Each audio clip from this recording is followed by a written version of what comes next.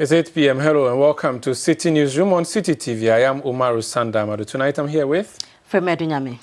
And coming up tonight, we'll take you to the office of the Special Prosecutor because we have confirmation that he finally gets a permanent office, but he would have to wait for at least 6 months before occupying it because the identified place is in a state of disrepair. Residents of Manhean here in the Greater Accra region demonstrate over bad nature of their roads. Meanwhile, the police have arrested some of the demonstrators, accusing them of violating the Public Order Act. Also coming up, and in the central region, hundreds of shop owners at Kasoa New Market risk losing their shops if they fail to, within 21 days, provide documents covering their ownership.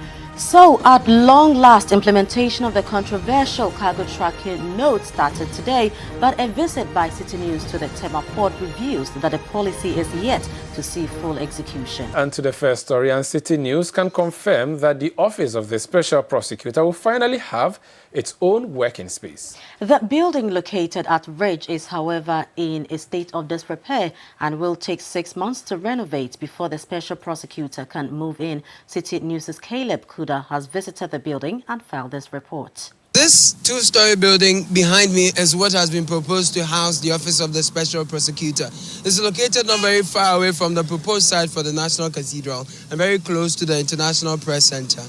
It looks very weedy from the outside. Are these indications that the building is not ready? Let's find out. Besides its weedy environment, currently encroached upon by these mechanics for their extra vehicles, the facility looks old and abandoned. The floor, and indeed every surface in this facility, are covered with heavy films of dust and cobwebs. The tiles are fast decaying, while the ceiling shows signs of rot. The electrical meter I see here has broken down, and the wiring is totally out of place. Now, the Accra Regional Police Command earlier today arrested some residents of Ablekuma Manhean who staged a demonstration over the poor state of their road. The residents blocked the roads and bent car tires in the middle of the road, making human and vehicular movements to and from the area impossible.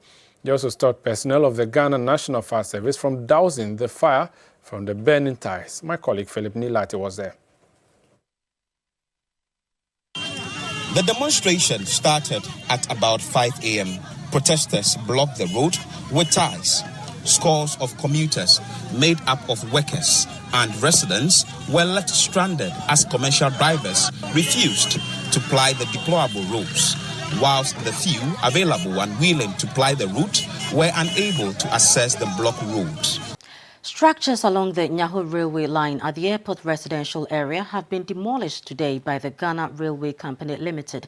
The action is to make way for the reconstruction of the railway tracks. The affected structures were mainly kiosks and shops, many of which doubled as homes for the owners. Ni Ama was there and reports. The residents woke up this morning to bulldozers pulling down their properties. Last Friday, the structures were earmarked for demolition, but not everyone paid heed to the warning. According to authorities, the structures must be at least 50 meters away from the tracks because their proximity to the railway could be dangerous. Now, the Sanda East municipality in the central region has given a 21-day ultimatum to shop owners in Kasoa New Market to provide shop acquisition documents or lose their jobs. Kavistete has more.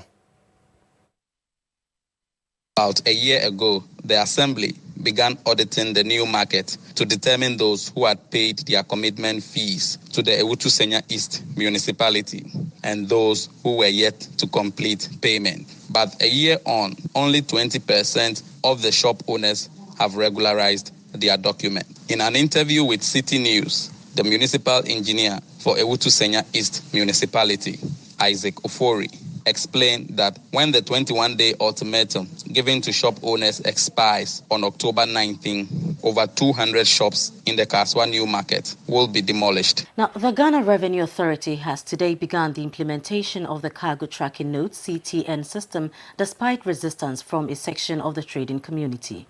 The policy, which was introduced in July this year, was suspended following apprehension by some importers and freight forwarders who claimed the policy is a duplicate of an existing one.